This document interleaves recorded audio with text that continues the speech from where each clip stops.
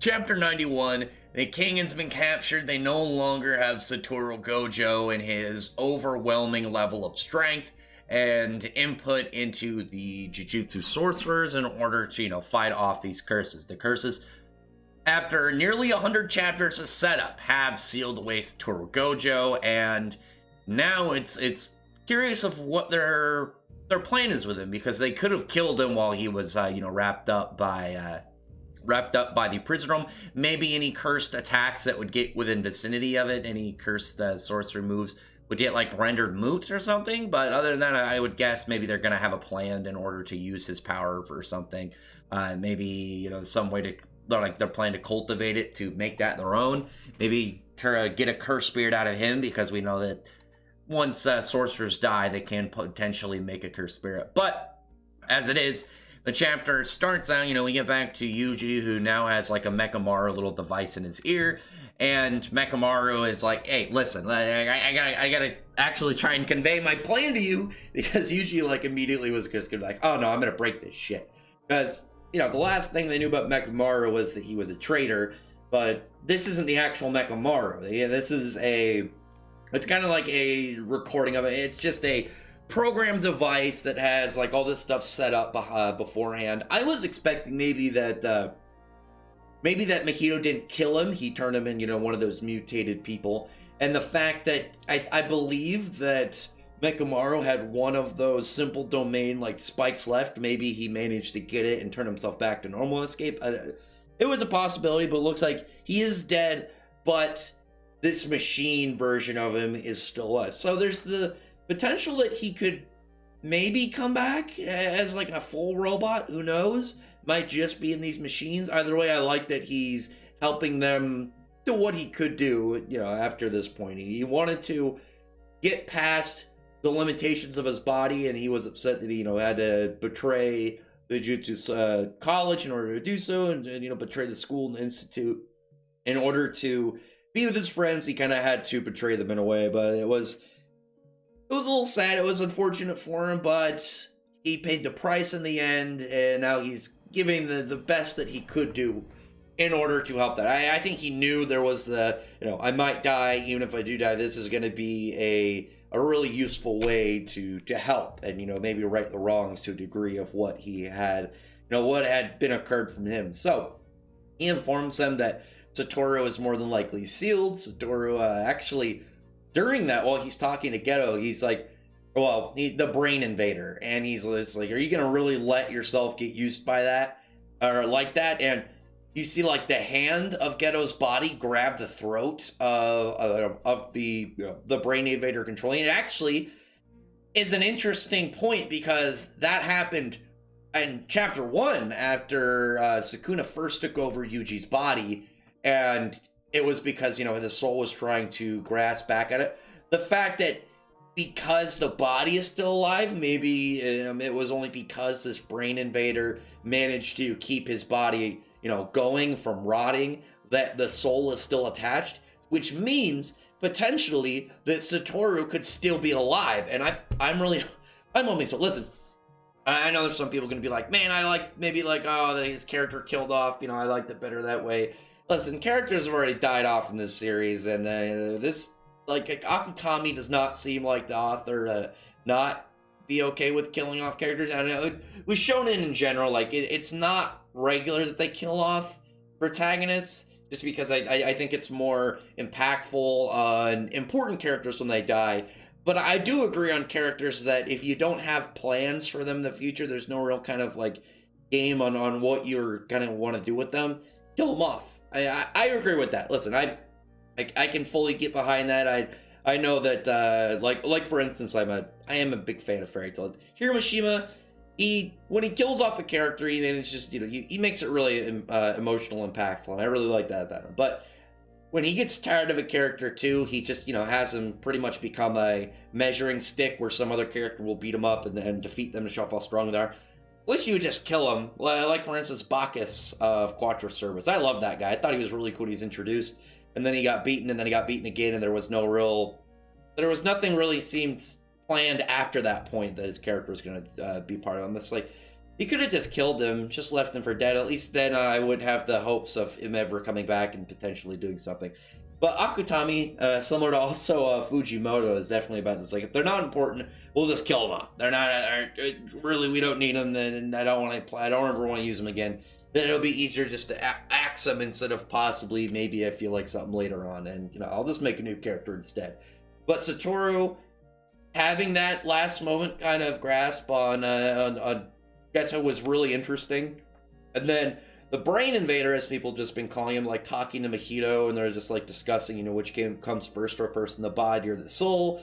And maybe it's in fact the body first, maybe it's the soul. They're not really sure, but maybe this can lead to something. I like that whole thing. You had like a pretty casual conversation between Mahito and Geto, and this is like one of the only occurrences you really just see them standing around being normal. Like usually Mahito is doing some crazy stuff, and in this one you see him standing next to Geto, just casual, like stand up straight. He's not like morphing into something weird. But Satoru is just like, listen, you guys are annoying. I don't like looking at you. I don't like hearing you. I don't like just being around you. So hurry up and get this seal over with, and let me at least be in there. They seal him up, and like they reveal it can only be one person sealed at a time. But now they have the big trump card, the big ace of the Jujutsu sorcerer, Satoru Gojo himself, sealed up, and we know that he is a dominable, like unrivaled force within their whole faction. After that point, there's get Mei Mei, who Mei Mei is kind of funny the way her hair design. It kind of makes me think of Nozel from Black Clover, the way he's got that kind of braided hair over part of his face. It's one of those anime hairstyles. But at least he could see. Mei Mei's generally looks like it just covers her whole face. But she has like a sensory power, so I don't imagine she really needs her eyesight. Maybe that's the point of her hair being like this. But you have like them talking. She's like, I don't really know. Like, do you really expect me to believe that the Satoru Gojo got sealed up? And you get an explanation from the Mechamaru robot. He's like, listen, I got all this set up. I'm not the real version of Mechamaru. He got killed on October 19th. I'm a contingency program set up. There's 2 more of me elsewhere, and right now I'm just trying to get everything settled out. I believe that you guys are not moles. I don't think Mei Mei is a one of the moles and the traitor, and Yuji is, from what I would see, the least likely. He's the newest in it. He doesn't seem like the person that would be a traitor. And Mei Mei is just discussing, like, how do you know I wasn't a traitor? Just being a little cheeky. She seems to like be a little bit playful like that, and he's just like, well, no, because you were sent here. You got scouting powers instead of being able to be surveillance and support over in Shibuya. So that is enough for me.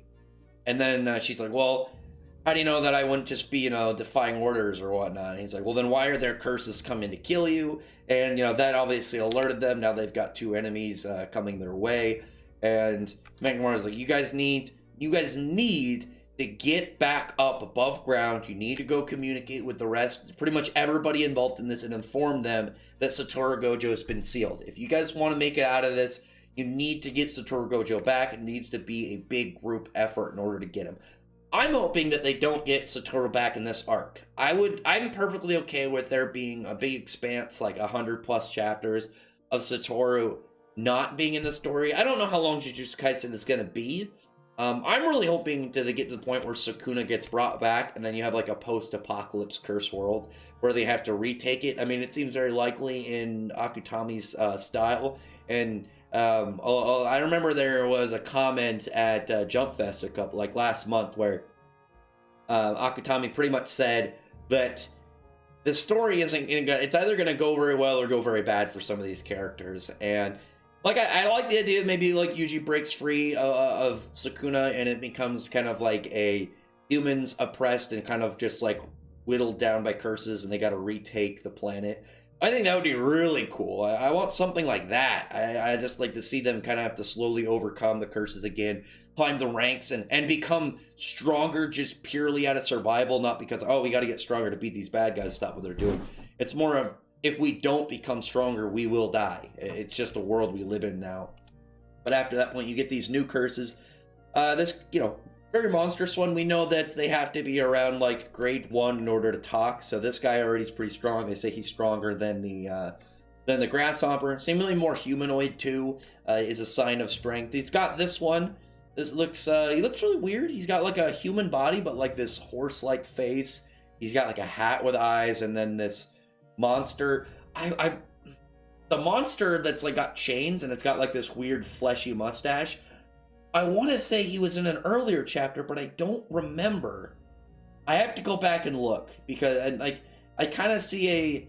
If you can tell me, like, were they in earlier chapters, or am I just having one of those, like, maybe I saw a different curse or something, and someone to kind of relate? I feel like I've seen both of them, but that, like, monstrous one with, again, like, the fleshy mustache walking on all fours, that one I feel like I've seen before, specifically. But now we got Mei Mei and Yuji and, what was her brother's name? I don't remember. I don't really care about him. But Mei Mei, so Yuji is going to be really cool. I want to see more of Yuji. Like I said during the grasshopper fight, we haven't got a lot of Yuji spotlight, which is weird because he's the main character. And now that Satoru's out, I think we're going to get more shift of him being a lot of focus. It was a little bit weird because Volume 0 had Yuta. You know, you got to establish Yuta, and he got a lot of development in the span of 4. Well, it was a volume. It was like 4 monthly chapters worth. So, you know, a whole volume. So it was more like 8 chapters in total. But actually, I think it might have been a little bit more than that. Might have been around 10. But him, you know, he had to get a lot of him out of the way because, you know, it's going to be probably around 100 plus chapters in the story until we see him again. Satoru had to get really emphasized on why he was such a big deal and why the curses needed to focus him. And with Megumi, I think Megumi needed some good spotlight as well. And with now Yuji, I'm hoping he gets a lot of really good center focus as well. Is he the main character? And like I said, he hasn't got a whole lot of focus as the main character in the span of, you know, 90 plus chapters of the series. But I also really want to see Mei Mei. I really like her design, but I really like her axe too. And she has like a sensory power, so her combat skills must be really good. She has to maybe have another cursed ability on top of it. Maybe something to expand her axe, or maybe she'll have just super heightened senses like near clairvoyance and near maybe like just all around being able to like maybe body read people to be able to tell like what's that what is it, Himejima and Kokushiba over in Kimetsu no Yaiba. So this is like maybe she can see their muscles, and it's like the way that their muscles contract and the way that they kind of exude. She's able to figure out, oh, they're gonna attack, they're gonna kind of peer left, peer right, you know, go for whatever kind of thing. With a sensory power, you can kind of get one of those characters who are just all around super reactionary, super able to read their opponent. But I really want to see what she's capable of with this axe, because one thing I'm a sucker for, I do like really cool monsters. I also really like unique weapons. I really want to see what she's gonna output here. And she's supposed to be really powerful, isn't she? Great. I think she's grade 1 and like one of Toto's one of the people around Toto's kind of level. So that'd be really cool. I'm looking forward to that. And then at the end, we get just Satoru still being Satoru. It doesn't look like he can affect outside of the seal, but it looks like he can affect the seal itself, because inside they get all these like skeleton things kind of clawing for him, but it looks like he's still got his infinity on, and he is using his powers on the prison room itself. But I really like the part where he says, like, he just seems pretty casual about it, because it's not like, oh, I'm gonna get out of here. It's like, no, I have faith in everyone. I have faith in the youth. And that has to do with like a really good tie-in to his little character bio back at in the series itself. And I don't remember which volume it is. It might be in 1 or 2. But Akutami essentially explains that Satoru is naturally just gifted. He's able to pick up things and master them really fast, but he doesn't. And it's not like, he just doesn't because he's too cocky. Doesn't feel like it. It's very interesting how he does it, because he's like a Paragon character who's you could almost go near, I wouldn't say Gary Stu levels, because as we saw in the flashback, he was defeated, and one of the things that made him so powerful was that defeat. But you can kind of get close, but the way that it's counteracted, he doesn't, because he doesn't want to take up all the accomplishments. He doesn't want to do everything, because he wants the youth to do it. He wants the future generations to get stronger and to be able to handle things on their own. I really like that aspect. He's got a really cool teacher side to him that isn't just like, oh yeah, I like these kids, I want to be strong. It's just like, no, I want the future generation to be able to handle themselves. I want them to be able to do stuff. And it's at the same time kind of like, he's so powerful, but he knows that if he's gone, they need to be able to hold their own. He can't just be a one-man army, because I kind of see it as like it'd be like Pokemon. Play Pokemon game. It's like if you only trained one of your Pokemon. You got like a level like way above what, you know, the level requirement of what Arian and all the rest that you have are super low level. I remember I knew a guy that kind of, you know, he played like that. It was like, you know, level 50, and then all the rest were like level 6 for I don't know what reason. But it's like the second you get your big shot taken down through whatever means, the rest of your team is going to get taken out because they're not up to snuff with whatever you're doing. You know, they're just along for the ride and gonna get swiped. So I really like that aspect about Satoru, is that he is just this paragon that is capable of relatively anything, but he chooses not to because he understands that, you know, others around him need to be able to accomplish things on their own, but he also believes in them, and he believes in their capabilities, which is really nice. And we know that that's genuine. If you go and look at where the flashback ended and when he was sleeping, and you had Yuji, Megumi, and Kukisaki wake him up, and, you know, he had this dream, you know, he was remembering this time, you know, some darker times in his life. But when he woke up, you know, he was very happy to see them. And it's a very nice feeling to know how much he both appreciates, respects, and believes in them as well. But anyway, comment below. Tell me your thoughts are about this chapter. I really want to see Mei Mei go out with this axe. I'm very excited. I'm a sucker for unique weapons, and I love her badass axe, because axes don't get used a lot. It's usually swords, and I love swords, but Cena's super, you know, not only that she's a hot chick, she's got a sweater on, she's very confident and very odd, and you know, seems to be very playful, but she's got a badass axe, and I want to see what she's capable of so bad. Anyway, comment below, thumbs up the video, friend the like button, and subscribe button, check out my other videos. But that, I appreciate everybody who's already subscribed, and I thank you all for listening. Bye.